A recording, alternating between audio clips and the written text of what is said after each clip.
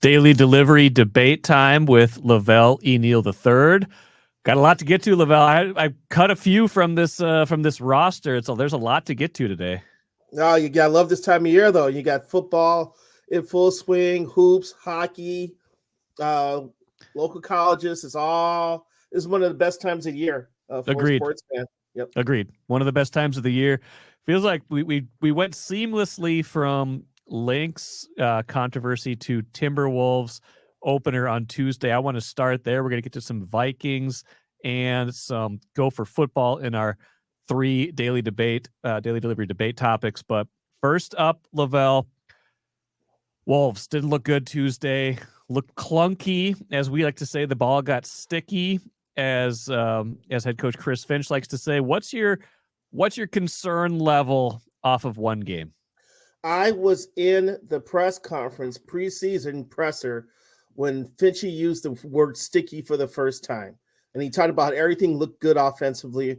There was a good flow, there's a good rhythm and pace. But once the regular season starts and stats become official, players forget about all the good stuff they're doing in preseason. So I'm pretty sure that's going to get worked out. But there, and the other thing too, he pointed out, it takes 20 games in the NBA, just because you don't have a lot of time to have full practices.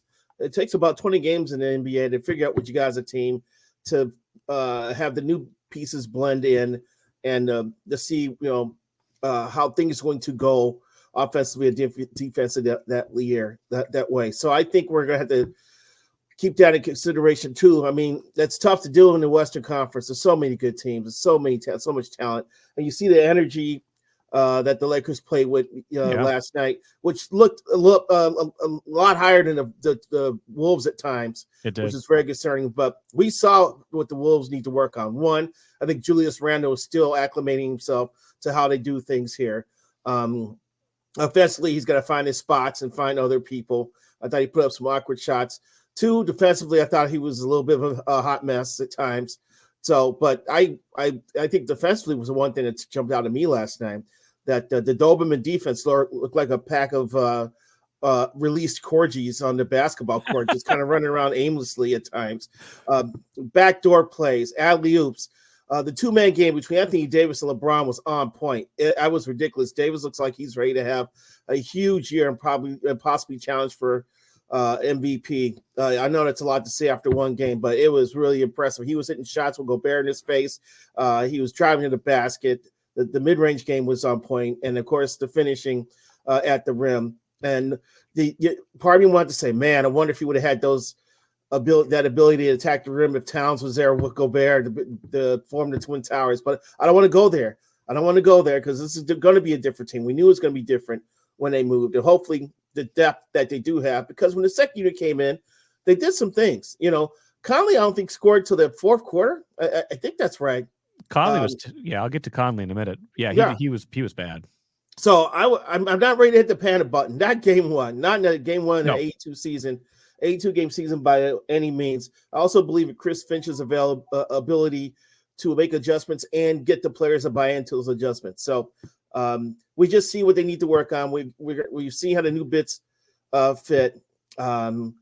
I was hoping to see Terrence Shannon Jr. play a little bit more. Well, yeah, we'll get to that in a minute too. Yeah. I mean, I feel like Randall wasn't good. He's still acclimating. He hadn't not played a regular season NBA game in 9 months, and he's with a new team after joining him 3 weeks ago. So I'm going to give that a little bit of time. And even so, he was still, I think, a +2. Like he wasn't necessarily the problem. My level of concern, we say every year, be patient, 1 of 82. And then we forget about that, right? But here's the thing. Here's two things I'm really concerned about. One, Mike Conley Jr. was not good. And that, if you look at players of his age can fall off a cliff sometimes really fast. He was terrible in the first half, a lot of turnovers, didn't take a shot in the first half. He was a -21. So I don't want to see that continue. Two, Jaden McDaniels, 5 fouls and I think 16 minutes. Like he's too far along in his career now. This is year 5 for him. He's too far along now for him to be making those silly fouls, for him to be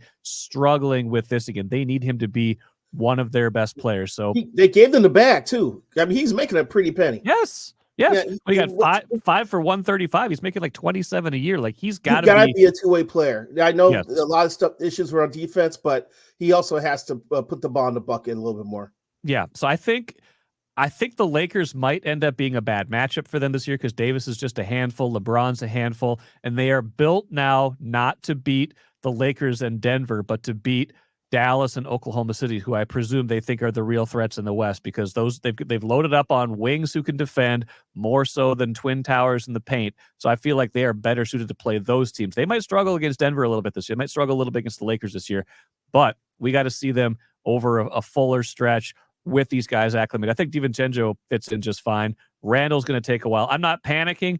I didn't love what I saw out of some of the other guys, not the newer guys. I agree. Dante was minus. He's a -2 on the plus minus, I think. -5. Yeah, -5. Yeah, he was okay though. Buckets. So Nikhil Alexander-Walker was affected off the bench. He was great. He was great. Yeah, I thought he was going to be the one that was going to be marginalized a little bit going into the season by the offseason acquisitions. But apparently he's raising. He's going to try to raise his game once again. One game you can't already have your narrative drawn after one game, but. Yeah, Conley was -22. My God, yeah, Gobert was -10.